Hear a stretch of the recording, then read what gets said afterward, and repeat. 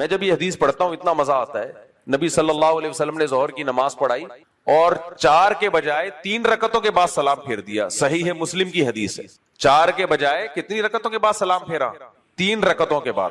پیچھے جو صف میں صحابہ تھے وہ مبارکباد دیتے ہوئے نکلے، مبارک ہو بھائی، اللہ نے 1 رکعت نماز مختصر، ہنی ان، مبارک ہو بھائی. نبی صلی اللہ علیہ وسلم کے پیچھے صف اول میں حضرت ابو بکر اور حضرت عمر بیٹھے ہوئے ہیں. حدیث کے الفاظ ہیں فَحَابَا أَن يَتَكَلَّمَا، کیونکہ نبی صلی اللہ علیہ وسلم کا ایک جلال تھا تو یہ دونوں خاموش تھے کہ بھئی ہم پوچھیں تو ایسا نہ ہو کہ نبی ناراض ہو جائیں. ناراضی کس بات کی؟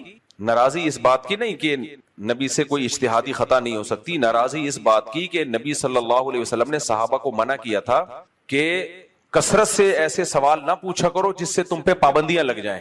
یعنی بعض دفعہ چیزیں پوچھ کے اپنے اوپر پابندیاں. تو ان کے ذہن میں یہ خیال آیا کہ شاید واقعی اللہ نے 1 رکعت معاف کر دی ہے، اور یہ بھی تھا کہ کہیں ایسا تو نہیں بھولے سے آپ نے 3 رکعت کے بعد سلام پھیر لیا. تو اگر ہم پوچھیں نبی سے تو نبی کہیں گے جب اللہ نے مجھے 3 رکعت کے بعد میں نے سلام پھیر لیا تو بس فرض کر لیتے کہ آج سے نماز کتنی ہوگی، تو کیوں پوچھ کے زیادتی کروا رہے ہو، اضافہ کروا رہے ہو. یہ خطرہ تھا صحابہ کو کہ نبی ناراض نہ ہو جائیں. لیکن یہ بھی خطرہ تھا کہ بھائی بشر ہے نا، انسان ہے تو اب پریشان. حضرت عمر پہ اتنا روب کہ آپ خاموش ہیں. ایک دیہاتی صحابی، صحیح حدیث ہے، صحابہ کہتے ہیں ہم چاہتے تھے کہ دیہاتی لوگ ہماری مجلس میں آیا کریں کیونکہ وہ زیادہ تر مجلس کے آداب سے واقف نہیں ہوتے، وہ جو پوچھنا ہے وہ پوچھ لیتے ہیں اور نبی ان پہ ناراض بھی نہیں ہوتے. بھائی پتہ ہے کہ یہ تو گاؤں کے لوگ ہیں، دیہات کے لوگ ہیں، ان کو شہر کے آداب نہیں آتے، مجالس کے آداب نہیں آتے. یہ تو صحابہ کہتے ہیں ہم چاہتے تھے وہ آئیں اور پوچھیں تاکہ ہمارا بھی علم میں اضافہ ہو. ہم پوچھتے ہوئے سوچتے تھے کہ کوئی چیز ایسی نہ ہو جو آداب کے خلاف ہو. تو ایک صحابی تھے، ان کے ہاتھ بڑے لمبے تھے، ان کا نام ہی ذوالیدین، ہاتھوں والے، یعنی ان کے لقب یہ پڑ گیا تھا ذوالیدین، ہاتھوں والے، لمبے ہاتھ تھے ان کے. ہمارے ایک دوست ہیں، ان کے اتنے لمبے ہاتھ، انہوں نے باکسنگ سیکھی، کہہ رہے ہیں ہمیشہ باکسنگ میں جیتتا تھا کیونکہ وہ سامنے والے کے ہاتھ پہنچتا ہی نہیں تھا میرے تک، صحیح ہے نا، اور میں مار دیتا تھا. تو لمبے ہاتھ والے جو ہے نا باکسنگ میں بڑا فائدہ ہوتا ہے. کہہ رہے ہیں میرے پاس آتے تھے جو چھوٹے قد کے، وہ بےچارے یوں ہوا میں مس کالیں ہو رہی ہوتی تھیں، وہ پہنچتے ہی نہیں تھے مجھ تک. تو اب یہ جو صحابی رسول، ان کے ہاتھ لمبے، اور دیہاتی صحابی، انہوں نے پوچھا اقصرت الصلاۃ ام نسیت یا رسول اللہ، یا رسول اللہ، اللہ نے نماز میں کمی کر دی ہے یا آپ بھول گئے ہیں؟ نبی نے فرمایا کل ذالک لم یکن، بڑے کانفیڈنس سے آپ نے فرمایا نہ کچھ بھی نہیں ہوا، نہ میں بھولا ہوں نہ اللہ نے نماز میں کمی کی ہے. یعنی میں نے پوری 4 رکعتیں پڑھی ہیں، اللہ نے کمی کی ہوتی تو 3 پڑھی ہوتی، میں نے تو پوری 4 رکعتیں پڑھی ہیں. مطلب یہی تھا کل ذالک لم یکن، فرمایا کچھ بھی نہیں ہوا. صحابی نے فرمایا قد کان بعض ذالک، کچھ ہوا ہے یقیناً. دیہاتی صحابی تھے نا، وہ کانفیڈنٹلی پوچھتے تھے، یعنی انہوں نے کہا یا رسول اللہ کچھ ہوا ہے. اس سے پتہ چلتا ہے صحابہ بھی نبی کو بشر سمجھتے تھے، انسان، کہ انسان سے بھول چوک ہو سکتی ہے. فرمایا قد کان، قد تحقیق کے لیے لگتا ہے یقیناً کچھ ہوا ہے، یا تو آپ بھولیں یا اللہ نے نماز میں 1 رکعت میں کمی کی ہے. تو ہمارے نبی کو غصہ نہیں آیا ان کی بات پہ کہ میں پیغمبر ہوں، جب میں کہہ رہا ہوں کچھ نہیں ہوا تو تم مان لو کہ 3 کی نہیں بلکہ کتنی ہوئی ہیں، 4 ہوئی ہیں. نبی دن کو رات کہہ دے، رات کو دن کہہ دے تو ماننا پڑتا ہے نا. لیکن ہمارے نبی کو کوئی غضب نہیں، کچھ غصہ نہیں آیا. آپ نے دوبارہ غور، ہو جاتا ہے امام کے ساتھ، ہو جاتا ہے بعض دفعہ وہ سمجھ رہا ہوتا ہے میں ٹھیک ہوں، پھر وہ سب سے مشورہ کرتا ہے امام. تو نبی صلی اللہ علیہ وسلم نے ابو بکر اور عمر سے پوچھا کہ ہاں بھائی کیا ہے، کیا میں نے 3 پڑھی؟ فرمایا یا رسول اللہ آپ نے 3 پڑھی. پھر آپ نے نماز بھی پڑھی اور سجدہ سہو بھی کیا آخر میں. تو یہ بے داغ سیرت تھی نبی صلی اللہ علیہ وسلم. کوئی غضبناک نہیں ہوئے، کوئی غصہ نہیں ہوئے. ہمیں کوئی ہماری غلطی پہ کوئی گئے تو آپ کے تو کون ہوتا ہے میرے کو ٹوکنے والا، تو کون؟ امام، بعض امام، سب نہیں، وہ اپنے آپ کو سمجھتے ہیں ہم ایسے دودھ کے دھلے ہوئے، ہمیں کوئی بات ہی نہیں بتائی. نماز 10 منٹ لیٹ ہو رہی ہے، 15 منٹ لیٹ ہو رہی ہے، 4 منٹ لیٹ ہو رہی ہے، 3 منٹ لیٹ ہو رہی ہے، کوئی بولے تو امام صاحب کی غصے سے لال پیلے ہو جاتے ہیں. وہی تم شادیوں میں آدھا گھنٹہ بیٹھ جاتے ہو. بھائی شادیوں میں تو کھانے کے لیے بیٹھے ہوئے ہیں، وہ تو 6 مہینے بھی بیٹھے رہیں گے. یہاں کو لڈو تھوڑی مل رہے ہیں کہ ذمہ داری پوری کرنے کے لیے آئے ہوئے. کبھی کبھار تو امام لیٹ ہو سکتا ہے، اس میں تو صبر کرنا چاہیے. تبھی میں نے قانون بنایا ہے، میں 1 منٹ لیٹ ہو جاؤں ان کو بولا بھائی جماعت کھڑی کر دو. ان کو پتا ہے میں 20 سال میں کبھی غصے نہیں ہوا. کیوں؟ مجھے پتا ہے بھائی پبلک جو آئی ہے، لوگ سب مصروف لوگ ہیں، تو اگر ہم نہیں پہنچ پائے تو کبھی کبھار، ہاں کبھی کبھار برداشت کرنا چاہیے، امام کا ایک حق ہوتا ہے. میں دارالافتاء میں حضرت مفتی رشید احمد صاحب کے یہاں نماز پڑھایا کرتا تھا. کتنے بڑے بزرگ تھے، کتنے بڑے عالم، مفتی اعظم پاکستان تھے وہ، حضرت مفتی تقی صاحب کے استاذ. ایک دفعہ میں لیٹ ہو گیا حضرت بیٹھ گئے مصلی پہ انتظار کرنے، کہ نہیں جب تک امام نہیں آئے گا ہم انتظار کریں گے. حالانکہ کتنے علماء تھے نماز پڑھانے کے لیے، لیکن حضرت نے کہا نہیں، یہ امام کا اکرام ہے کہ انتظار کیا جائے اس کا، کوئی بات نہیں. کبھی حالانکہ ایک ایک سیکنڈ کے پابند تھے وہ، تو کبھی کبھار امام لیٹ ہو جائے تو پبلک جو ایک دم جو جیسے توے پہ لے جا کے بٹھا دیا لوگوں کو، ایسے ہل رہے ہوتے ہیں جیسے نیچے سے کیا ہے گیس باقاعدہ آ رہی ہے. حالانکہ سوئی گیس میں گیس اکثر آتی نہیں ہے، لیکن یہ وہ توا ہے جو جل رہا ہے. اچھا فجر میں نہیں ہوتا ہے، فجر میں آرام سے بیٹھے ہوں گے، فجر میں کم ہوتا ہی ہے. وجہ کیا ہے کہ نیند پوری ہوئی ہوئی ہے، ڈپریشن نہیں ہے، سٹریس نہیں ہے، تو آرام سے بیٹھے ہوئے. اب ظہر میں تھکے ہوئے ہوتے ہیں نا، تو ذرا سا ایک سیکنڈ لیٹ ہو جاؤ ایسے مڑ مڑ کے دیکھ رہے ہوں گے، تو یہ بھی غلط ہے بھائی. لیکن امام کو بھی وقت کی پابندی کرنا ضروری ہے، یہ غلط ہے. کبھی کبھار تو ہو جاتا ہے، لیکن بار بار ہو تو یہ غلط ہے. پھر وہ یہ وقت کی پابندی پہ بیان کرنے پہنچے اور آدھا گھنٹہ لیٹ پہنچے، لوگ کیا اثر لیں گے بھائی. تو یہ ہمارے نبی صلی اللہ علیہ وسلم کی سیرت تھی. آپ نے کوئی خدا ہونے کا دعویٰ نہیں کیا. بخاری کی حدیث ہے آپ صلی اللہ علیہ وسلم فجر کی نماز پڑھانے کے لیے آئے، صحیح ہے، بخاری کی حدیث ہے. اگر بخاری میں نہ ہوتی لوگ توہین رسالت کا فتویٰ لگا کے واجب القتل اور سر قلم کر دو یہ فتوے لگا دیتے. مجبور ہو گئے، بخاری میں آ گئی ہے تو سب سے پہلے تو امام بخاری پہ فتویٰ لگاؤ. صحیح ہے بخاری کی حدیث، ہمارے نبی صلی اللہ علیہ وسلم مصلی پہ آئے، کھڑے ہوئے، اقامت ہوئی، اقامت کمپلیٹ ہوئی ہے. آپ نے فرمایا یا ایھا الناس انما انا بشر مثلکم، اے لوگوں میں تمہاری طرح کا انسان ہوں.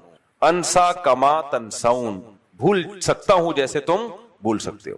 پھر کیا فرمایا؟ مجھ پہ غسل فرض ہے، میں بھول گیا تھا، ابھی مجھے یاد آیا کہ مجھے غسل کرنا ہے. صحابہ انتظار میں کھڑے رہے. بتاتے ہیں نبی گئے اور آپ کے پٹے والے بال تھے اس سے پانی بہ رہا تھا.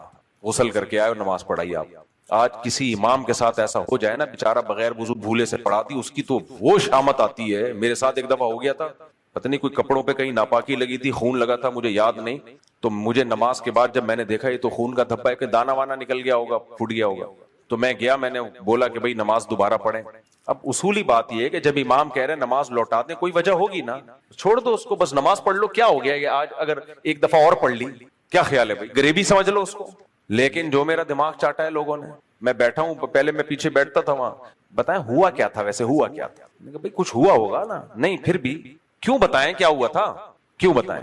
شریعت نے حکم یہ دیا ہے کہ اگر آپ کا وضو ٹوٹ جائے نا نماز میں، تو آپ ناک پہ ہاتھ رکھ کے نکلو. میسج یہ جائے کہ نکسیر پھوٹی ہے. کیونکہ اگر کسی کی بالفرض ہوا خارج ہوئی ہے تو وہ یہ تھوڑی بتائے گا جی ہوا خارج ہو گئی تھی میری. کیا خیال؟ اچھا لگے گا بتاتا ہوا؟ نبی صلی اللہ علیہ وسلم کی محفل لگی ہوئی تھی، کسی کی ہوا خارج ہوئی تو بعض لوگوں کو ہنسی آ گئی. آپ صلی اللہ علیہ وسلم نے ناراضی کا اظہار فرمایا. فرمایا ایسی چیز پہ کیوں ہنستے ہو جو تمہارے ساتھ بھی ہو سکتی ہے. کیوں ہنستے ہو؟ جو بعض گاؤں دیہاتوں میں ہم نے سنا اپنے شاگردوں سے، وہ دور دراز کے علاقے ہیں نا، ان میں یہ اتنا کہ اگر کسی کی محفل میں ہوا خارج ہو جائے نا آواز کے ساتھ، تو اس بیچارے کی اتنی بے عزتی ہوتی ہے. تو ہمارے ایک شاگرد بتا رہے تھے کہ ان کے گاؤں میں کہیں ایسا ہوا تو وہ اتنی بے عزتی ہوئی اس کی کہ اب کہیں بھی گزرا ہے کہ دیکھا یار یہ وہ ہے جس کی یہ اس نے وہ ہوئی تھی، وہ اس کی وہ گاؤں چھوڑ کے چلا گیا. 15-20 سال کے بعد آیا نا کہ سب بھول بھلائیاں ہو گیا. جیسے ہی آیا لوگوں نے بولا وہی آ گیا جس کے، بھائی یہ تو نیچرل ہے، کسی کے ساتھ بھی ہو سکتا ہے. ایک دفعہ ہم کہیں بیٹھے ہوئے مجلس میں تو کہیں کسی کے ساتھ ہو گیا ہوگا، تو وہ لوگ کہہ رہے ہیں کہ صفائیاں دے رہے ہیں، میں نے نہیں کیا، میں نے نہیں کیا. میں کہہ رہا ہوں تمہیں صفائی دینے کی کیا؟ میں پوچھ رہا ہوں کہ کس نے کیا. یہ اس سے انسان کے اندازہ ہو جاتا ہے کہ اس کی کھوپڑی یہ کتنا باشعور انسان. 4-5 آدمی ایک جگہ تراویح پڑھ رہے تھے، 4-5 آدمی. تو کیا ہوا ہے کہ کہیں وہ کسی کی بیچارے کی ہوا خارج ہو گئی ہوگی، بدبو بہت آئی تو پتہ چل گیا کیا.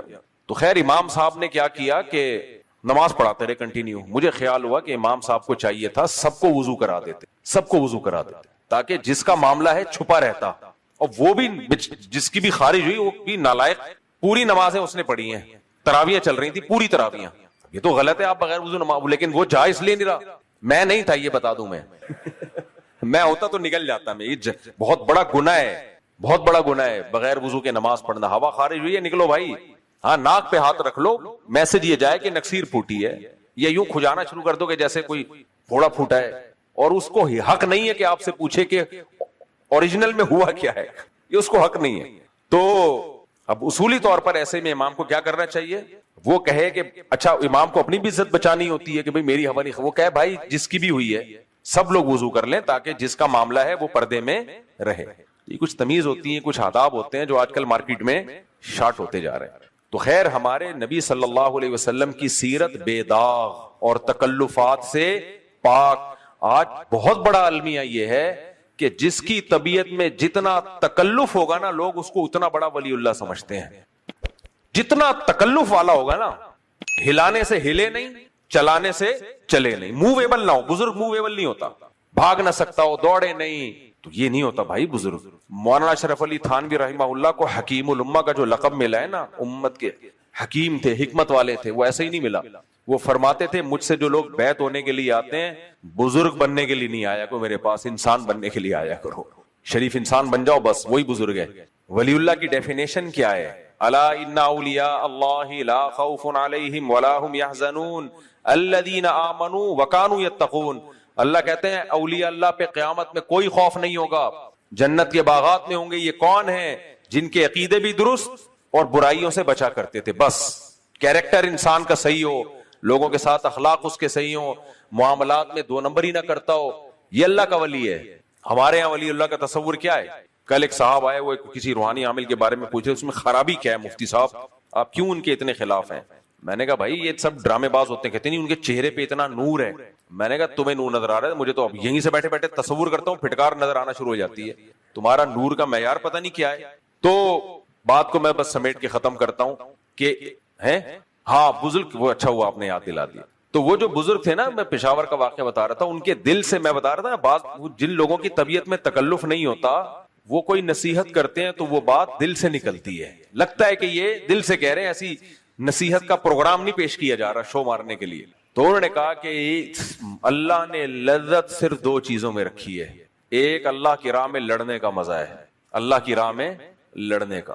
دوسرا جب افطاری کے لیے افطار کرنے کے لیے بیٹھے, بھوکا پیاسا آدمی بیٹھتا ہے, بھوک پیاس بھی اللہ کے لیے برداشت کی, اور اب کھا بھی کس کے لیے رہا ہے؟ اللہ کے لیے کھا رہا ہے. واقعی اللہ نے ایک عجیب روحانیت رکھی ہے. کتنے کھانے کھا لو آپ, بعض دفعہ بھوکا رہ کے بھی کھا کے دیکھو, وہ روحانیت نہیں آتی, وہ لذت نہیں آتی. آپ 2 ٹائم ناغا کر لو, 3 ٹائم ناغا کر لو بغیر روزے کے, 24 گھنٹے بھوکے رہو بغیر روزے کے, لیکن جب کھاؤ گے وہ روحانیت اور وہ لذت محسوس نہیں ہوتی جو افطاری کے وقت انسان کو ایک الگ سے راحت محسوس ہوتی ہے. میں نے کہا یار یہ بالکل 100% سے زیادہ درست بات کی. دیکھو جمعے کے دن ہم غسل کرتے ہیں سنت سمجھ کے, اس غسل کی الگ ہی روحانیت ہے.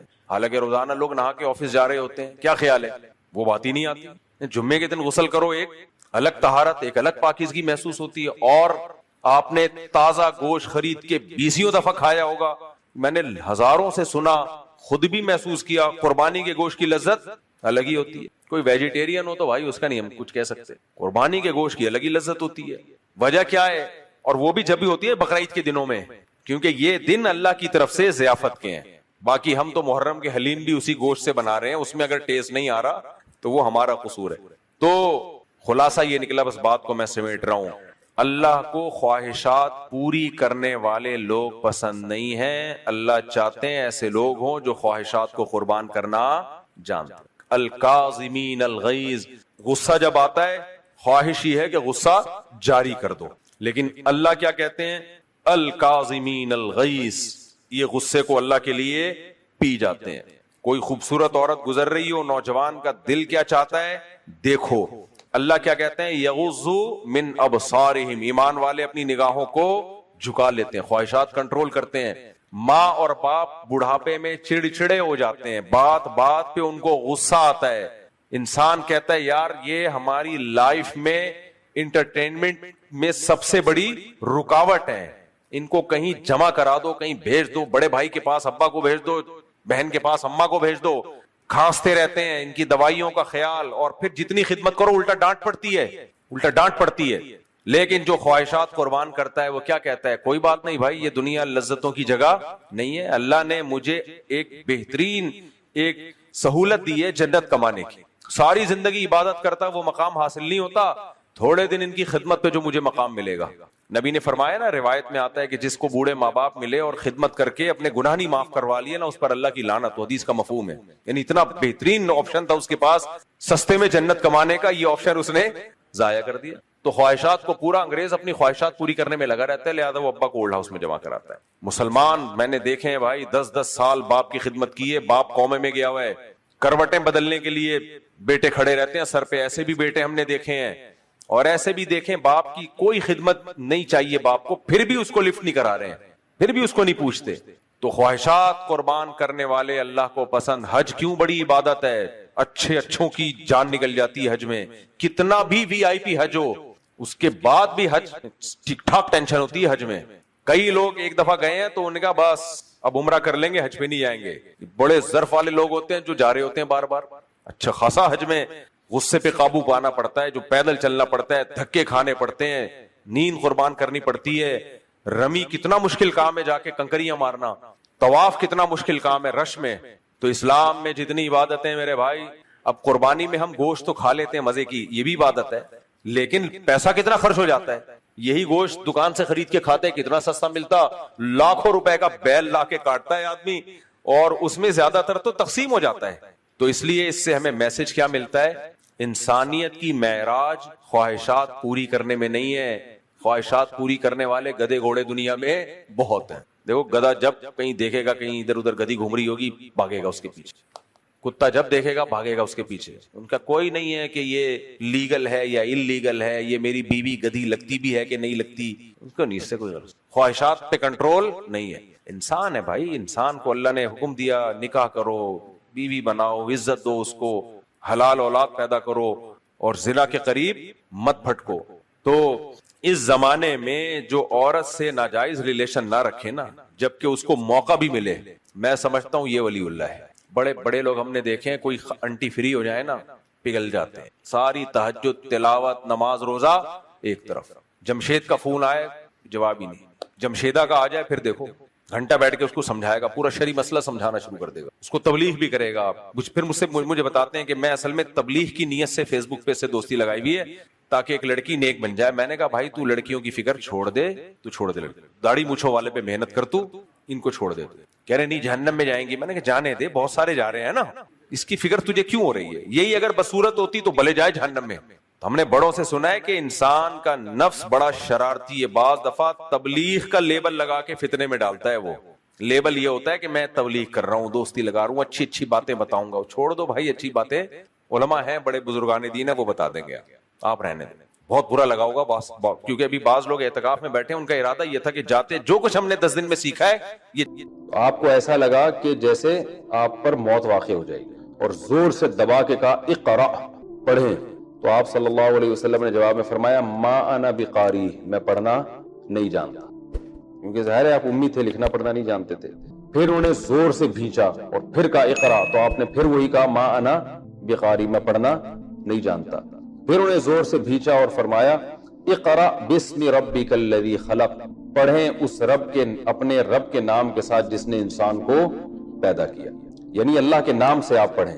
تو اس میں وضاحت کر دی کہ آپ اگرچہ پڑھنا لکھنا نہیں جانتے مگر آپ اللہ کی آیات کو پڑھیں گے بھی اور دنیا کو سنائیں گے بھی, کیونکہ آپ اللہ کے نام کے ساتھ پڑھ رہے ہیں, اللہ کی مدد آپ کے ساتھ ہوگی. لہذا جو میں کہتا جا رہا ہوں وہ آپ میرے ساتھ پڑھتے جائیں. تو آپ صلی اللہ علیہ وسلم یہ پڑھتے جاتے تھے. یہ ایسے ہی ہے جیسے ایک آدمی کسی سے کہتا ہے اسمع ما اقول, جو میں کہہ رہا ہوں اسے سنو, تو اس میں خود یہ کلمات بھی داخل ہوتے ہیں نا, یہ والے بھی سنو اور آگے جو میں کہہ رہا ہوں وہ بھی سنو, تو یہ بھی داخل ہوتے ہیں. تو اس طرح جب حضرت نبی صلی اللہ علیہ وسلم کو حضرت جبریل نے فرمایا اقرا, پڑھیے بسم ربک الذی خلق, اس رب کے نام کے ساتھ جس نے پیدا کیا, تو خود یہ کلمات بھی نبی کو پڑھنے کا حکم دیا جا رہا ہے کہ آپ یہ کلمات بھی پڑھیں اور آگے جو بتایا جائے گا وہ بھی پڑھیں. تو جو آگے بتایا جائے گا وہ آپ نے فوراً پڑھنا ہے, اور اس میں اشارہ ہے کہ اس کے بعد بھی بہت کچھ بتایا جائے گا, جو پورا قرآن ہوگا وہ سب آپ نے کیا کرنا ہے, پڑھنا ہے. تو آپ صلی اللہ علیہ وسلم جب بھی یہ یعنی فرشتہ وہی لے کر آتا نا تو آپ اس کو اپنی زبان سے فوراً پڑھتے تھے. اور اس میں بعض مرتبہ آپ صلی اللہ علیہ وسلم کو بے انتہا تکلیف ہوتی تھی, کیونکہ آپ کو یہ خطرہ ہوتا تھا کہ اگر میں نے فوراً یہ آیتیں نہ پڑھی تو کہیں بھول نہ جاؤں میں, اور اللہ کا جو امت تک ایک فریضہ ہے آیتیں پہنچانے کا, وہ کہیں مجھ سے کوئی آیت مس نہ ہو جائے. تو اتنی زیادہ آپ پر بوجھ ہوتا تھا, تکلیف ہوتی تھی, کہ پھر اللہ تعالیٰ نے سورہ قیامہ کی جو آیتیں نازل کی کہ آپ جو ہے نا لا تحرک بہ لسانک لتعجل بہ, کہ جب آپ پر یہ آیتیں نازل ہوتی ہیں تو اس میں جلدی نہ کریں پڑھنے میں, آپ اپنے پر بوجھ نہ لے کر جائیں, آپ نارمل جیسے پڑھا جاتا ہے ایسے پڑھیں, کیونکہ اس کی حفاظت کرنا بھی ہمارے ذمے اور آگے آپ کی زبان کے ذریعے اس کو بیان کروانا بھی ہمارے ذمے. تو ہم آپ سے ضائع نہیں ہونے دیں گے, آپ اتنی زیادہ اس پہ پریشان نہ ہوا کریں. تو اقرا پڑھیے بسم ربک الذی خلق, اس رب کے نام کے ساتھ جس نے انسان کو پیدا کیا. تو اس میں حکم دیا جا رہا ہے کہ آئندہ جب بھی قرآن پڑھا جائے گا تو اللہ کے نام کے ساتھ. تو اسی وجہ سے نبی صلی اللہ علیہ وسلم جب بھی تلاوت کرتے تو پہلے اعوذ باللہ من الشیطان الرجیم پڑھتے, کیونکہ قرآن میں دوسرے مقام پر آتا ہے وَإِذَا قَرَأْتَ الْقُرْآنَ فَاسْتَعِذْ بِاللَّهِ مِنَ الشَّيْطَانِ الرَّجِيمِ, اور یہاں پر اللہ نے فرمایا اپنے رب کے نام کے ساتھ. تو اللہ تعالیٰ نبی ایسے پڑھتے تھے بسم اللہ الرحمن الرحیم, شروع اللہ کے نام کے ساتھ جو بڑا مہربان اور نہایت رحم کرنے والا ہے. تو اللہ نے بتایا اقرا پڑھیے آپ بسم ربک الذی خلق, اس رب کے نام کے ساتھ جس نے انسان کو پیدا کیا. خلق الانسان من علق, انسان کو جمے ہوئے خون سے پیدا کیا. خیر یہ آیتیں آپ صلی اللہ علیہ وسلم پر نازل ہوئیں اور آپ نے اپنی زبان سے ان کو دہرایا, چونکہ وحی کا نا نبی صلی اللہ علیہ وسلم پر بوجھ بہت ہوتا تھا. تو آپ کو یہ خطرہ ہوا کہ میری موت واقع نہ ہو جائے, کیونکہ اللہ کا کلام ہے نا جو آپ کے دل پہ اتارا جا رہا ہے. تو اتنا زیادہ بوجھ ہوتا تھا کہ حضرت عائشہ رضی اللہ تعالی عنہا فرماتی ہیں کہ شدید سردی میں, مدینہ کی سردی بہت سخت ہوتی ہے, میں نے سردیوں میں حج کیا ہے, اندازہ ہے مدینہ میں کتنی سخت ٹھنڈ پڑتی ہے. سردیوں میں حج تو نہیں کیا, عمرہ کیا ہے. تو نبی صلی اللہ علیہ وسلم پر جب وحی نازل ہوتی نا, امی عائشہ فرماتی ہیں کہ شدید سردی میں آپ کو سخت پسینہ آتا تھا. اور بخاری میں حدیث ہے کہ جب قرآن مجید کی آیتیں نازل ہوئی لا یستوی القاعدون من المؤمنین غیر اولی الضرر والمجاہدون فی سبیل اللہ, پہلے آیتیں نازل ہوئی تھی کہ وہ لوگ جو پیچھے بیٹھنے والے ہیں وہ برابر نہیں ہو سکتے ان کے جو اللہ کے راستے میں جہاد کرنے والے ہیں. یہ آیتیں نازل ہوئی لا یستوی القاعدون من المؤمنین والمجاہدون فی سبیل اللہ, اتنی نازل ہوئی تھی. تو بعض صحابہ کو خیال ہوا کہ بھئی ہم تو پیچھے کسی عذر سے بیٹھے ہیں, ہمیں تو شوق تھا جانے کا, نبی نے ہی نہیں جانے دیا, تو ہم بھی پیچھے رہ گئے اجر میں. تو جب بعض صحابہ نے نبی صلی اللہ علیہ وسلم سے یہ اشکال کیا تو پھر قرآن میں آیت کا ایک اور حصہ نازل ہوا کہ لا یستوی القاعدون, جو پیچھے بیٹھنے والے ہیں, غیر اولی الضرر, بشرطے کہ ان کو کوئی عذر نہ ہو. تو یہ غیر اولی الضرر اتنا سا لفظ نازل ہوا, لیکن صحابی کہتے ہیں ہوا کیسے یہ نازل کہ نبی صلی اللہ علیہ وسلم کی ران مبارک میری ران پہ رکھی ہوئی تھی اور میں نے دیکھا کہ آپ صلی اللہ علیہ وسلم کا چہرہ انور متغیر ہو گیا نا, ایک دم جس پر کوئی تکلیف میں ہوتا ہے. اور کہتے ہیں آپ کی ران مبارک اتنی بوجھل ہو گئی کہ مجھے ڈر تھا کہ میری جو ران ہے نا وہ چٹخ کے ٹوٹ نہ جائے, اس کا وزن اتنا زیادہ ہو گیا. اور تھوڑی دیر کے لیے یہ کیفیت ہوئی ہے اور پھر نبی صلی اللہ علیہ وسلم کی ایک نارمل کیفیت میں آئے اور میری ران پہ بوجھ ہلکا ہوا تو آپ نے صرف اتنی آیت کی تلاوت کی غیر اولی الضرر, یعنی یہ وحی کے یہ الفاظ نازل ہوئے تھے. کتنے سے الفاظ نازل ہوئے ہیں, یعنی القاعدون من المؤمنین اور والمجاہدون کے درمیان ایک لفظ نازل ہوا غیر اولی الضرر. تو کہتے ہیں کہ اتنا سا لفظ نازل ہوا ہے نبی پر اور میری ران مجھے لگ رہا تھا ٹوٹ کے چٹک جائے گی, اور نبی کی کیفیت یہ تھی. تو آپ بتائیں پوری صورتیں جب نازل ہوتی ہوں گی تو کیا کیفیت ہوتی ہوگی. تبھی سورہ وہ 28ویں پارے میں ہے نا کہ 28ویں پارے میں سورہ حشر کی جو آخری آیات ہیں ان میں آتا ہے کہ لو انزلنا هذا القرآن على جبل لرأيته خاشعا متصدعا, اگر اس پہاڑ پہ نازل کرتے نا تو وہ پھٹ جاتا اور اللہ کے خوف سے وہ ریزہ ہو جاتا. تو نبی صلی اللہ علیہ وسلم کے قلب پہ جو آیتیں نازل ہوئی تھی اس کا بوجھ بہت تھا.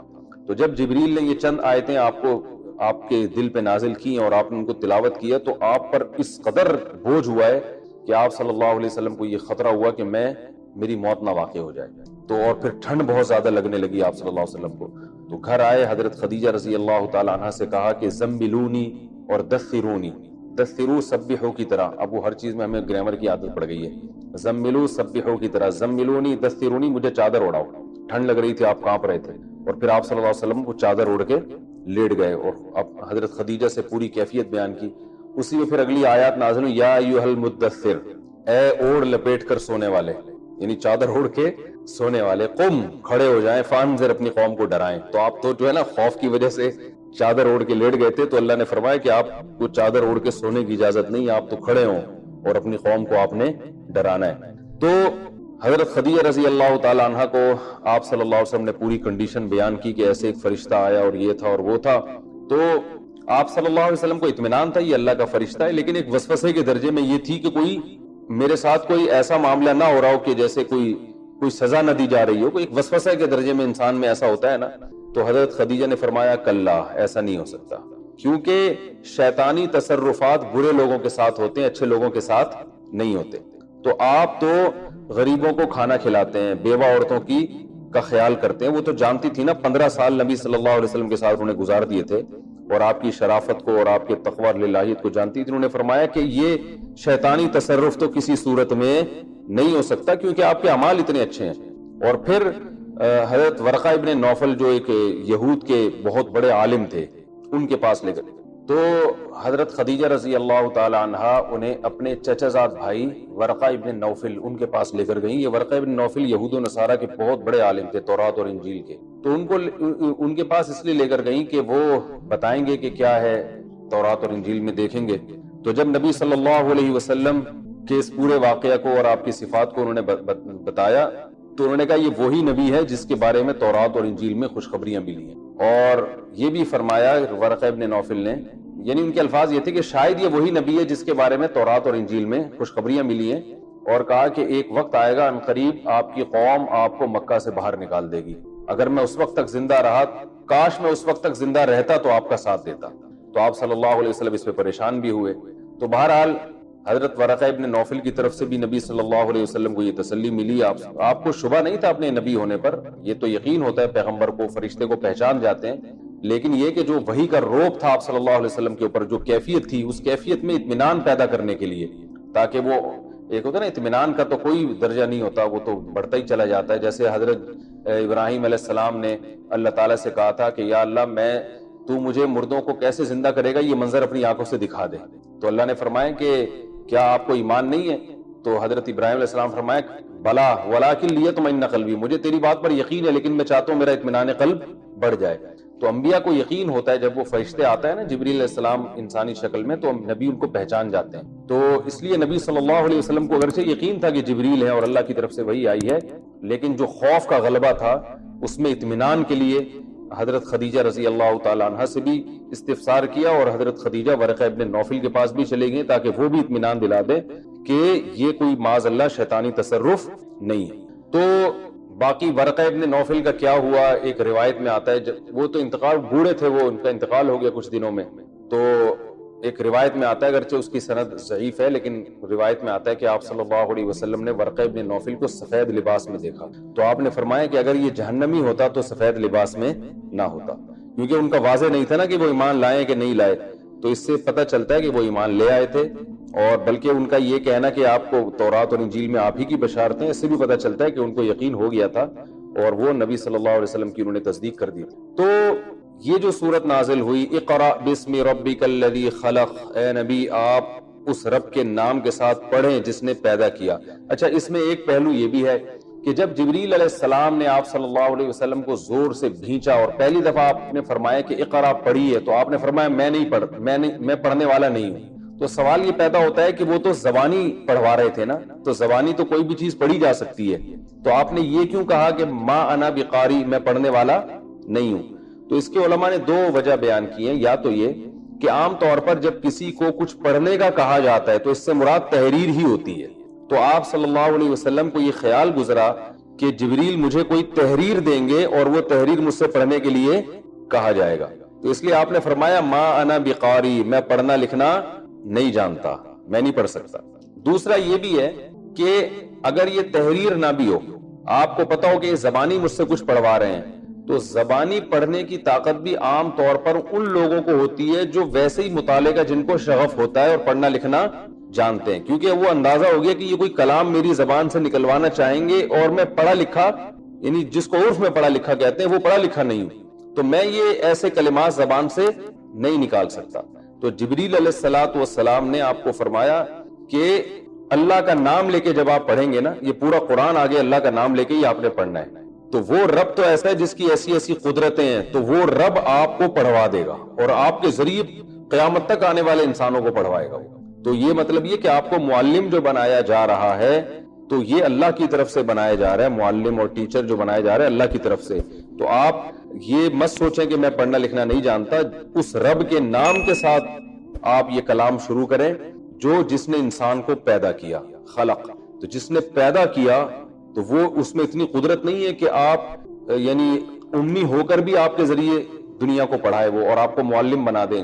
تو جس کا ٹیچر خدا ہو، یعنی جس کا معلم خدا ہو، تو وہ تو سب سے بڑا معلم بنے گا نا. تو آپ کے معلم عام انسان نہیں ہے، لیکن ہم آپ سے کہہ رہے ہیں کہ اس رب کے نام کے ساتھ آپ پڑھنا شروع کریں تو وہ آپ کا معلم ہے. پھر تو جب وہ معلم ہے تو آپ کو دنیا کا سب سے بڑا معلم بنا دے گا. تو پھر آگے اللہ کی صفات ہیں کہ جس کی یہ صفت ہے بسم ربک الذی خلق، وہ رب. اچھا، رب کا ذکر اس لیے آیا کہ رب کہتے ہیں پالنے والا، تربیت دینے والا، تو وہ آپ کی تربیت کرے گا.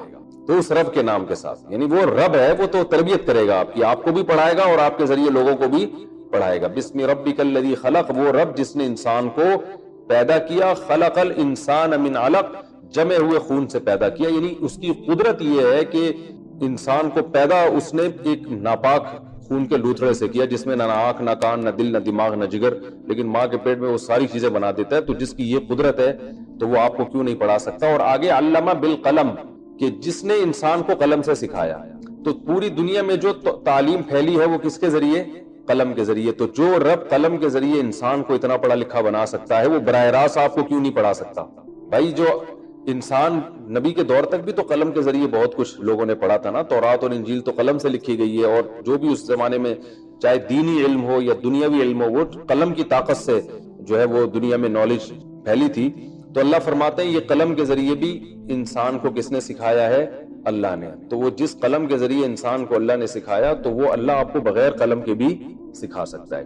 کہ علم اقرأ وربک الاکرم، آپ پڑھیں اور آپ کا رب بہت کریم ہے. تو وہ کریم اتنا ہے کہ جس نے انسانوں پر اتنے احسان کیے کہ ان کو نالج دے دی، تو وہ آپ پر احسان کر کے آپ کو نالج کیوں نہیں دے سکتا؟ اقرأ وربک الاکرم، آپ کا رب بڑا کریم ہے. الذی علم بالقلم، اس نے انسان کا اکرام کیسے کیا؟ کہ انسان کو سکھایا قلم کے ذریعے. تو آلات پیدا کیے دنیا میں جس سے انسان ترقی کر رہا ہے اور نالج حاصل کر رہا ہے. الذی علم بالقلم علم الانسان ما لم یعلم، انسان کو وہ کچھ سکھایا جو وہ نہیں جانتا تھا. تو یہ سورت کا ایک حصہ ہے، انشاءاللہ آگے پھر ہم اس کو کنٹینیو کریں گے. اور بہت دلچسپ صورت ہے، بڑے پہلی صورت نازل ہو رہی ہے، وہ اتنی جاندار ہے، ایسی بلاغت ہے اس میں، اس سے قرآن پر ایمان بڑا تازہ ہوتا ہے. اللہ تعالیٰ سمجھنے کی، عمل کرنے کی توفیق عطا فرمائے. آج انشاءاللہ میں سورہ علق کو مکمل کروں گا. سورہ علق کی ابتدائی آیات کی ہم نے تفسیر پڑھ لی تھی، میں اس کا خلاصہ ریپیٹ کر دیتا ہوں. رسول اللہ صلی اللہ علیہ وسلم کو جبریل علیہ السلام نے کیا فرمایا؟ اقرأ بسم ربک الذی خلق، پڑھیں اپنے رب کے نام کے ساتھ جس نے انسان کو پیدا کیا.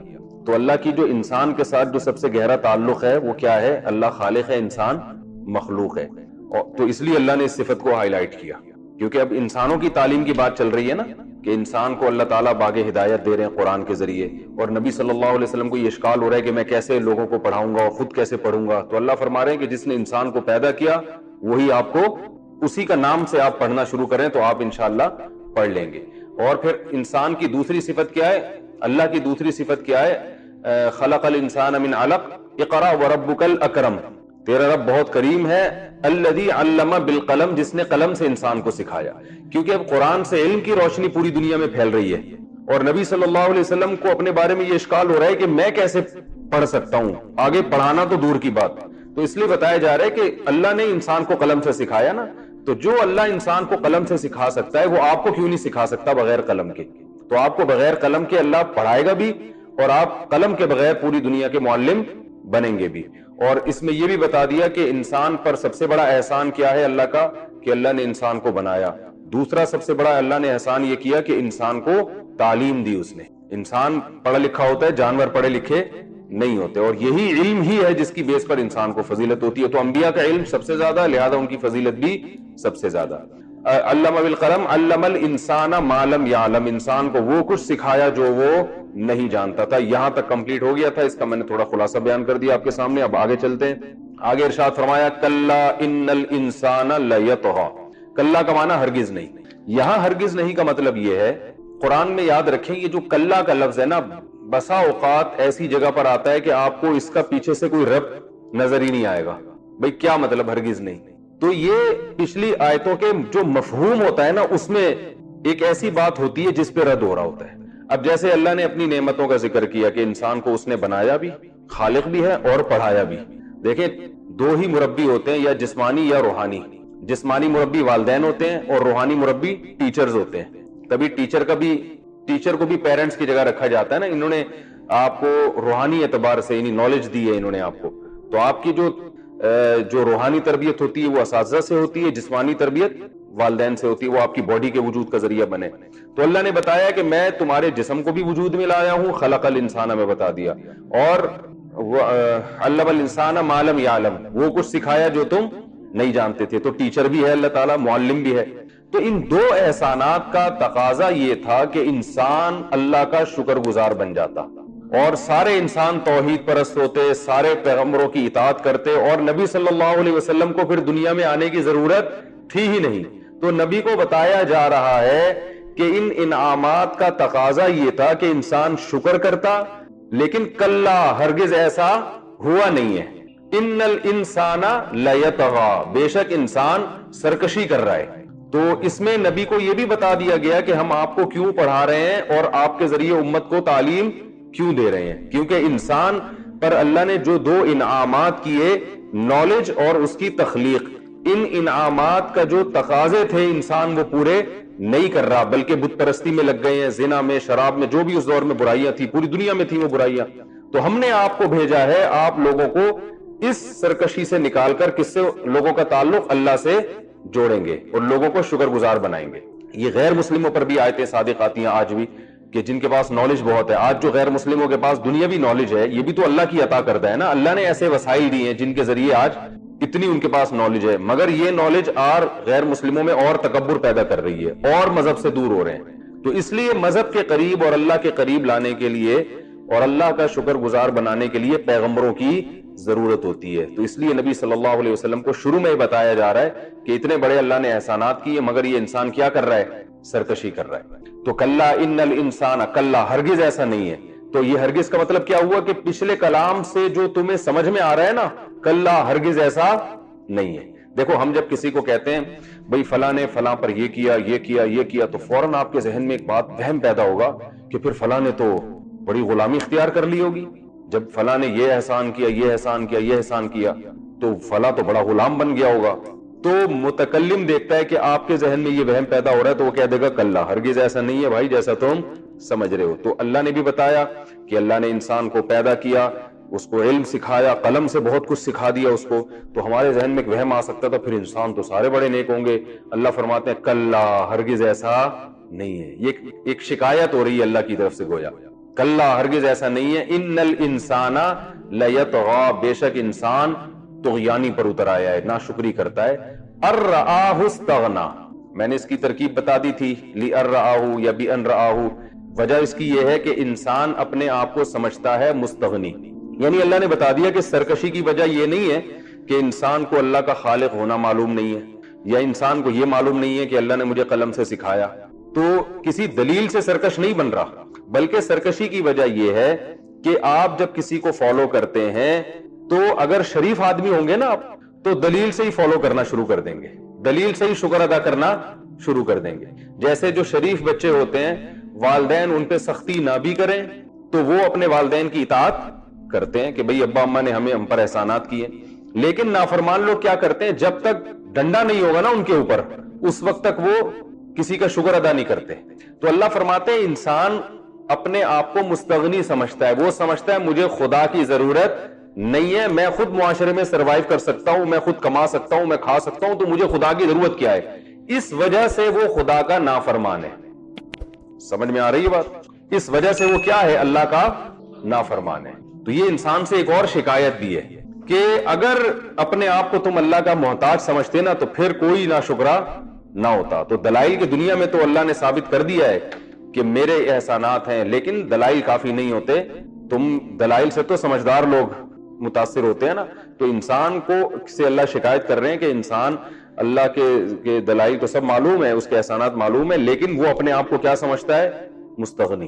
وہ سمجھتا ہے مجھے اللہ کی ضرورت ہی نہیں ہے. تو یہی اس کا بہت بڑا فالٹ ہے اگر اللہ نے ابھی دنیا میں ایسے چھوڑا ہوا ہے تو اس کا یہ مطلب نہیں ہے کہ اللہ ہمیشہ چھوڑ دے گا اور اللہ کو تم پر قدرت ہی نہیں ہے. تو احساس دلایا جا رہا ہے انسان کو کہ تم مستغنی نہیں ہو, تم اللہ کے محتاج ہو. اب استغنا ان الی ربک الرجعا, یہ استغنا کی جو وجہ تھی نا, جو غلط فہمی تھی, اس غلط فہمی کو دور کیا جا رہا ہے. اللہ سے بے پرواہ کیوں سمجھتا ہے؟ وہ کہتا ہے یار میں شراب پیتا ہوں کچھ بھی نہیں ہوتا, اللہ تو کچھ نہیں کرتا, میں زنا کر لوں تو کچھ بھی نہیں ہوتا, کوئی سزا نہیں ملتی. اس کا مطلب اللہ نے بس پیدا کر کے چھوڑ دیا ہے, اور اللہ کی فرما برداری کرو, اس کا شکر ادا کرو یا ناشکری کرو, اخپلت رہو. اللہ کو گویا کوئی کنٹرول ہے نہیں. اگر ہوتا تو اللہ عذاب دیتا نا. نافرمان ترقی کر رہے ہیں اور نیک لوگ زمین میں دھس رہے ہیں, الٹا جا رہے ہیں. تو اس کا اللہ نے جواب دیا ان الی ربک الرجعا, اے انسان تجھے لوٹ کر جانا ہے اپنے رب کی طرف.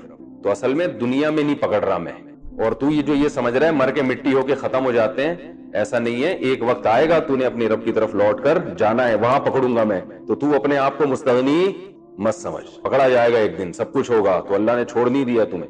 فرمایا ان الی ربک الرجعا ارأیت الذی ینہی عبدا اذا صلی. اب اللہ نے انسان کو بتایا نا کہ سرکش ہے, تو سرکشی کی ایک اعلیٰ مثال کہ بجائے اس کے کہ خود اللہ کے دین پر چلتا, اللہ کی عبادت کرتا, سرکشی میں اتنا آگے نکل جاتا ہے کہ جو اللہ کی طرف بلا رہا ہے اور جو خود عبادت کر رہا ہے اسے بھی روکتا ہے. تبھی آپ دیکھیں نا جو ایتھیسٹ یا لبرل لوگ ہیں وہ خود بھی عبادت نہیں کرتے, اور جو کر رہے ہوتے ہیں ان کو بیوقوف سمجھ رہے ہوتے ہیں کہ یار یہ ملا لوگ پتہ نہیں کیا تراویح پڑھ رہے ہیں, یہ ملا لوگ صبح صبح سحری میں کھا کے بھوکے رہتے ہیں, تھوڑا لائف کو انجوائے کرو, پتہ نہیں کن چکروں میں ڈال دیا ہے. ہمارے ایک دوست تھے کیا ہیں ابھی بھی, تو وہ جو تھے نا وہ انہوں نے داڑھی رکھ لی 16-17 سال کی عمر میں بھی اس وقت اتنی عمر تھی میری. تو ایک ریلیٹیو نے بلا کے ان کو میرے سامنے ڈانٹ لگائی, یار تمہاری ابھی لائف کو, اچھا میرے بارے میں یہ کہا یہ تو چلو مولوی بن رہا ہے, داڑھی رکھ لے, اس کا کیا ہے, آپ تو ابھی وہ ڈپلوما کر رہے تھے کمپیوٹر میں, پہلے پیٹرومین میں ڈپلوما ہوا کرتا تھا, یاد ہوگا آپ کو. تو ڈپلوما کر رہے تھے, ان کو کہا یار ابھی تمہاری تو چلو یہ تو ملا بن رہا ہے, تمہیں تو ابھی لائف کو انجوائے کرنے کا ٹائم ہے, بڑھاپے میں رکھ لینا, ابھی کیوں رکھ رہے ہو. تو یہ طغیانی کی کیا ہے انتہا, کہ اللہ کو کا کوئی حصہ ہی نہیں ہے آپ کی زندگی میں. تو اللہ فرماتے ہیں اگلی آیت میں ارأیت الذی ینہی, بھلا آپ اس شخص کے بارے میں بتاؤ ہمیں, یعنی وہ کتنا برا آدمی ہے وہ, ینہی جو روکتا ہے, عبدن ایک بندے کو, اذا صلی جب وہ نماز پڑھتا ہے. اس کا سب سے پہلا مصداق تو رسول اللہ صلی اللہ علیہ وسلم ہے. جب یہ پہلی آیتیں نازل ہوئی تو نبی صلی اللہ علیہ وسلم نے نماز پڑھنا شروع کی, اللہ نے آپ کو نماز کا طریقہ بتایا. تو اس پر ابو لہب, ابو جہل اور یہ سارے مشرکین مکہ جو ہے نا نبی صلی اللہ علیہ وسلم کو روکا کرتے تھے.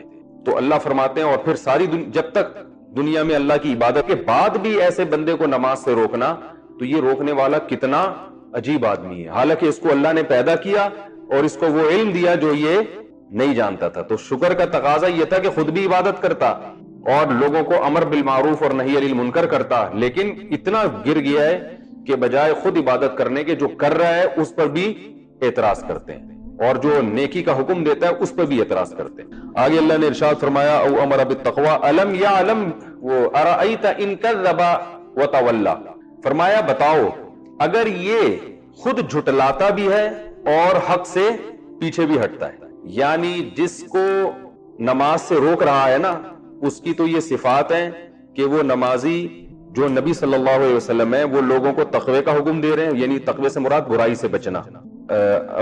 امر بالتقوی کیا ہے, کہا تھا کہ میری ویلیو اللہ کی نظر میں اتنی زیادہ ہو گئی ہے, میں اتنا مقرب بن چکا ہوں کہ میں اگر آدم کو سجدہ نہیں کروں گا تو اس سے کوئی فرق پڑنے والا نہیں ہے. اللہ نے 2 منٹ میں اس کو بتا دیا کہ تو ہے میرا بندہ, جب میں کہہ رہا ہوں سجدہ کر تو تجھے کرنا پڑے گا, نہیں کرے گا نکل یہاں سے. تبھی تو اس کو غصہ آیا کہ یہ تو میرے لیے, مجھے اندازہ ہی نہیں تھا کہ یہ سزا ملے گی مجھے. تو اس سے پتا چلتا ہے شیطان خود پسندی میں مبتلا تھا یا نہیں تھا, یقیناً مبتلا تھا. بعض دفعہ انسان اپنے بارے میں بلا وجہ وہ خوش فہمیوں میں مبتلا ہو جاتا ہے. تو 2 چیزیں, ایک حب جا, یہ نہیں ہونی چاہیے. یہ میں اس لیے اتنا زور دے رہا ہوں کہ ہم میں سے کسی میں اگر ہے تو ختم کریں اس کو. یہ صرف بزرگ نہیں, نیک بننے کے لیے بھی ضروری ہے, صحیح انسان بننے کے لیے بھی ضروری ہے. اور یہ بیماریاں انسان کو گھن کی طرح کھا جاتی ہیں. تکبر, حب مال یعنی پیسوں کی لالچ اور ہوس, سارا دن پاگلوں کی طرح ڈپریشن میں جاتا ہے دوسروں کا پیسہ دیکھ دیکھ کے. اور تیسری چیز ہے حب باہ. باہ کسے کہتے ہیں؟ ہر مرد اور عورت میں اللہ نے شہوت رکھی ہے, مرد کی عورت کی طرف, عورت کی مرد کی طرف. یہ اگر بالکل ہی نہ ہو تو بھی غلط ہے. کیا خیال ہے بھائی؟ اللہ نے رکھی ہے, کسی حکمت سے رکھی ہے. اور اگر یہ حد سے بڑھ جائے، جیسے کہ آج کل بڑی ہوئی ہے جس کو ٹھرک کہا جاتا ہے، اس بڑی ہوئی شہوت کو کیا کہا جاتا ہے؟ ٹھرک. بیوی میں اور دوسروں کی بیویوں میں کوئی فرق ہی نہیں کرتا. جب کوئی عورت گزرے گی ٹھرکیوں کی طرح دیکھنا شروع کر دے گا. جو آج کل مارکیٹ میں، مجھے خواتین اپنے دلوں کی باتیں بھی بتاتی ہیں.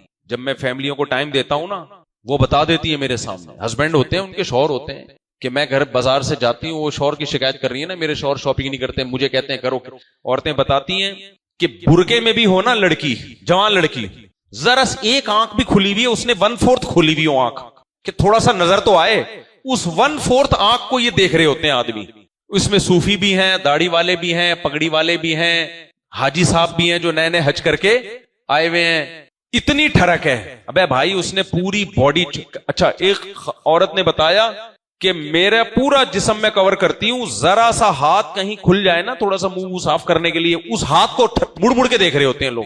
نہیں آئی میرا خیال ہے پاس بندہ، یعنی اس اینگل پہ کھڑا ہوا ہے نا، ایک دم گھوم جاتا ہے ادھر دیکھنے کے لیے. تو یہ کیا کہلاتا ہے یہ عمل؟ اس سے نا آدمی خود اپنے آپ کو ڈپریشن میں ڈال رہا ہے. یہ جن لوگوں کی یہ عادت ہوتی ہے نا، وہ سکون کی زندگی میں ہوں گے؟ بولو نا. ہر وقت دماغ پہ کیا سوار ہے؟ گوبر بھرا ہوا ہے دماغ میں، ہر وقت گوبر بھرا ہوا ہے. کبھی ادھر دیکھ رہا ہے، کبھی ادھر دیکھ رہا ہے، کبھی اس کو دیکھ رہا ہے. وہ میں واقعہ سناتا ہوں نا، کچھ لوگ حج کر کے آئے، انہوں نے کہا ہم نے سب نے توبہ طائب کر لی ہے بھائی، اب شریف بن کے زندگی گزارو. نظر نیچی، سارے حاجی پاجی نا اس بس میں بیٹھے ہوئے تھے. لہذا کسی عورت پہ نظر پڑے نا تو استغفر اللہ پڑھنا.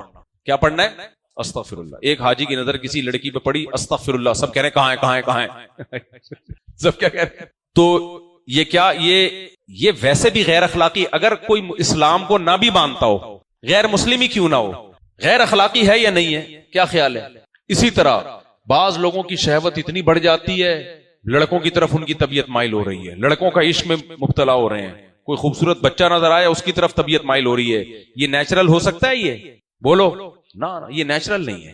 اس کا مطلب یہ ہوس حد سے، اس کو کہتے ہیں حب باہ. سمجھ میں آ رہی ہے بات؟ اس کو کیا کہتے ہیں؟ حب باہ. دیکھو پیغمبروں سے زیادہ کوئی طاقتور نہیں ہوتا، پیغمبروں سے زیادہ مردانگی کسی میں نہیں ہوتی ہے. لیکن اس کے باوجود موسیٰ علیہ الصلوۃ والسلام کو جب 2 لڑکیوں نے، جوان لڑکیاں تھیں، موسیٰ علیہ السلام نے ان کو پانی پلایا ہے، اور وہ موسیٰ علیہ السلام کو اپنے گھر تک لے کر گئی ہیں کہ ہمارے باپ آپ کو اجرت دینا چاہتے ہیں. حضرت موسیٰ کی نظریں کہاں تھیں؟ نیچے. ایک بار بھی ان کی طرف نظر اٹھا کے نہیں دیکھا. حالانکہ اجنبی ہیں، مسافر ہیں. جب انسان اپنے ملک سے باہر ہوتا ہے تو پھر عزت کا بھی اس کو خوف نہیں ہوتا. اپنے ملک میں تو یہ ہوتا ہے یہ کروں گا پکڑا نہ جاؤں. باہر چلا گیا تو کون دیکھنے والا ہے؟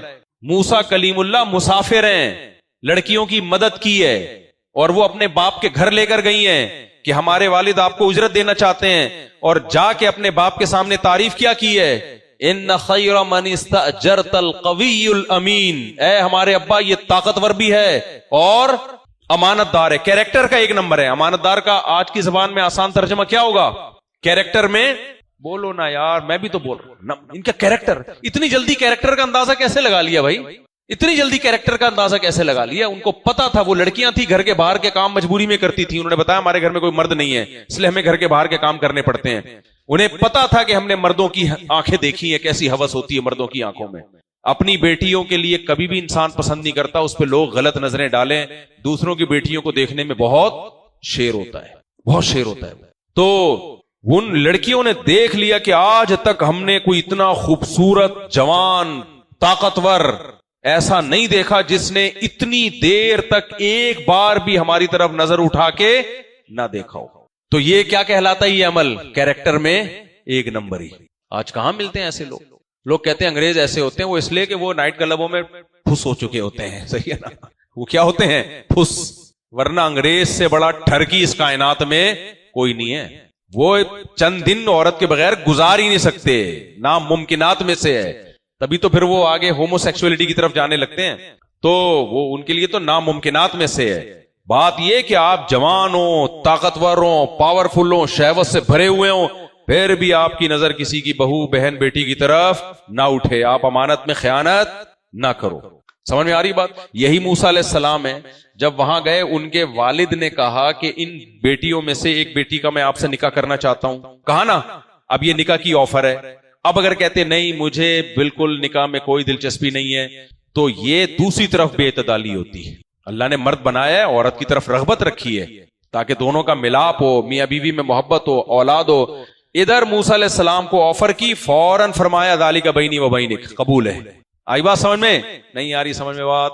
تو میرے بھائی ہم یہی چاہتے ہیں. ہمارے ہاں جو صوفی ٹائپ کے لوگ ہیں وہ کمبخت حلال کی طرف بھی نہیں آتے, کہتے ہیں ایکچولی اللہ اللہ کرو بیٹھ کے, کیا شادی بھی شادی لگا کے رکھی ہوئی ہے اس نے, کیا لوگوں کو نوجوانوں کو خراب کر کے رکھا ہوا ہے اس نے, کیا 15 16 سال کے لونڈے لپاڑوں کو بول رہا ہوتا ہے شادی کرو, اور کیا ماحول خراب کر دیا اس نے. او بھائی آپ شریعت کی بات آدھی لے رہے ہو, آدھی نہیں لے رہے. اسلام میں یہ بھی ہے کہ حرام سے بچو, لیکن اسلام میں یہ بھی ہے کہ ان عورتوں کو اللہ نے کس کے لیے پیدا کیا ہے؟ فارغ بیٹھنے کے لیے پیدا نہیں کیا, تمہارے لیے پیدا کیا. ہمارے جامعۃ الرشید میں کلیت الشریعہ ایک شعبہ ہے جہاں بیچلر لڑکے آتے ہیں. کون سے بیچلر یا ماسٹرز لڑکے آتے ہیں. اب وہ جب لڑکے آتے ہیں تو 4 سال کے لیے, تو میں ان سے پوچھتا ہوں آپ میں کس کس کی شادی ہوئی ہے؟ تو وہ ہاتھ کھڑا کر کے کہتے ہیں کہ ابھی ہمارا فی الحال کوئی پروگرام نہیں ہے, ماسٹرز کے بعد بھی پروگرام نہیں ہے, کیونکہ ابھی ہم 4 سال یہاں عالم کا کورس کریں گے. جب ایجوکیشن کمپلیٹ ہوگی تو ہونہار ہونے کی علامت یہ کہ ایک سمجھدار انسان ایجوکیشن کمپلیٹ کرنے کے بعد, سارے کاموں سے فارغ ہونے کے بعد پھر وہ شادی بیاہ کی طرف آتا ہے. دلیل کتنی زبردست ہے نا کہ بھائی پہلے ایکچولی جو اپنی بنیادی ذمہ داریاں تو پوری کر لیں. میں ان سے کہتا ہوں کہ ایکچولی تم جن لڑکیوں سے نکاح کرتے ان کو کس جرم کی سزا دے رہے ہو؟ ان کو بھی ماسٹرز کراؤ, کیا خیال ہے؟ اور ابھی تم جس عمر کی لڑکیوں سے شادی کرتے وہ 20-22 سال کی ہوں گی.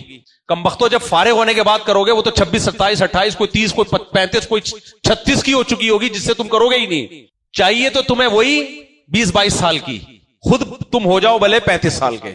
نہیں آئی میرا خیال ہے بات؟ تو اس کا نقصان کس کو ہو رہا ہے؟ ان لڑکیوں کو ہو رہا ہے جس سے تم دیر سے نکاح کرو گے. ان کی عمریں نکل رہی ہیں. میں نے کہا یہ کرنے کا کام نہیں, سارے کام ساتھ ساتھ ہی ہوں گے, شادی بھی ہوگی, بچے بھی ہوں گے, پڑھائی بھی ہوگی. نہیں یار یہ سمجھ بات؟ پھر وہی تمہارے لیول سے اوپر کی باتیں ہو جاتی ہیں, پھر مجھے افسوس ہوتا ہے.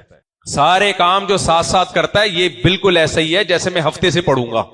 ابے بھائی ہم تو اسکول میں یہی کہتے تھے, ہم ہفتے سے, وہ ہفتہ کبھی آتا ہے جو کہتے ہیں میں ہفتے کے دن سے 5 نمازیں شروع کروں گا, قیامت آ جائے گی ان کی زندگی میں وہ ہفتہ نہیں آئے. جو آج سے شروع کرے گا نا ابھی سے وہی ہوگا. تو ایک صاحب مجھے کہنے لگے یہ تبلیغ والے پوری دنیا میں اسلام کی دعوت لے کے جاتے ہیں, یہ کیا بات ہوئی؟ پہلے پاکستان میں تو سب کو مسلمان کر لیں. میں نے کہا جو یہ کہتے ہیں نا پہلے یہ پھر وہ, کچھ بھی نہیں. جو دین کی دعوت قبول کر لے پاکستان میں کر لے پاکستانی, جاپان میں کر لے, وہ آ جائے امریکہ میں کر لے, ساری دنیا میں ایک ہی ساتھ کام ہوگا. سمجھ میں نہیں آ رہی میرا خیال ہے بات؟ تو اس لیے میرے بھائی کمانا بھی ایک ساتھ ہے, شادی بھی ہے, بچے بھی ہیں, پڑھائی بھی ہے, سب کچھ ساتھ ساتھ ہی چلے گا. اور جس نے کہا نا پہلے یہ پھر یہ, تو ویسے میرے دوست احباب ہیں الحمدللہ 50 کے ہو گئے, ابھی تک کمانا شروع نہیں کیا, اپنے پاؤں پہ کھڑے ہی نہیں ہوئے وہ, اور اب اس لائق ہی نہیں ہے کہ وہ پیسہ کمانے لگیں اور کوئی ان کو مناسب رشتہ مل جائے. ایسے بھی لوگ ہیں, غیبت اس لیے نہیں ہے کہ کسی کا نام تھوڑی لے رہا ہوں میں, ایسے بھی ہیں. میں ایک جانتا ہوں ایک صاحب کو جو ماشاءاللہ ان کے ذوق تو بڑے تھے, اب زیادہ ڈیٹیل میں جاؤں گا وہ سمجھ جائیں گے میری بات ہو رہی ہے, اس لیے میں تھوڑا سا کیریکٹر کو چینج کر رہا ہوں. اتنے رنگین مزاج تھے جس کو آج کل ٹھرکی کہا جاتا ہے, آپ یوں سمجھ لیں. ان کا معیار اتنا اونچا تھا کہ اتنی خوبصورت لڑکی ان کو چاہیے تھی کہ آپ کی سوچ جہاں خوبصورتی میں ختم ہوتی وہاں سے ان کی سوچ شروع. اس چکر میں رشتے ریجیکٹ, اور پھر یہ بھی کہ میرا جب یہ بزنس ہوگا, میرا یہ کاروبار ہوگا. میں نے بھی ان کو سمجھایا, میں نے کہا چھوڑو یار ابھی فی الحال جو جاب ہے ٹوٹے پھوٹے پیسے اسی میں, نہ پہلے اسٹیبل ہونے دو, پھر یہ. اس کے بعد اب ان کی جب شادی ہوئی ہے, ان کی عمر ماشاءاللہ, یہ میں واقعہ بھی سنا رہا ہوں 25 سال پرانا, 25 سال سے ان کی شادی کی فکر ہو رہی تھی. اب الحمدللہ جب ان کی شادی ہوئی ہے, آدمی کہتا ہے تھوڑا سا ٹھہر جاتے تو اور اچھا ہوتا. یعنی ان کو جو رشتہ ملا ہے نا, جو رشتہ, کیونکہ ان کی عمر بھی صاحب کی زیادہ ہو گئی, پیسے ابھی تک آئے نہیں ہیں. یا تو کوئی جوان دیکھ کے آپ کو کرتا ہے یا پیسہ دے کے کرتا ہے, نہ پیسہ ہے اور نہ جوانی باقی رہی. تو وہ جو بہرحال اللہ ان کے جوڑے کو کامیاب کرے, محبت پیدا کرے میاں بیوی میں. لیکن مجھے خیال یہ آتا ہے کہ مزاج تو آپ کا یہ تھا کہ کوئی ہیروئن ملے آپ کو, تو پھر ثواب کے علاوہ کچھ بھی نہیں ملتا. تو یہ ذہن میں رکھو, سارے کام ایک ساتھ ہوتے ہیں. میں اپنی آپ کو معمول بتاؤں, میں جب یہ سوچتا ہوں نا پہلے یہ تحقیق میری مکمل ہو جائے پھر میں رننگ اسٹارٹ کروں گا, نہیں ہوتا. کاموں کے بیچ میں سے ٹائم نکال کے دوڑ لو یا جم چلے جاؤ, ہو جائے گا. جب میں نے یہ سوچا ہے پہلے یہ پھر یہ, نہ یہ ہوا نہ وہ ہوا, کچھ بھی نہیں ہوا. سارے کام ایک ساتھ ہی ہوتے ہیں, یہ خوب سمجھ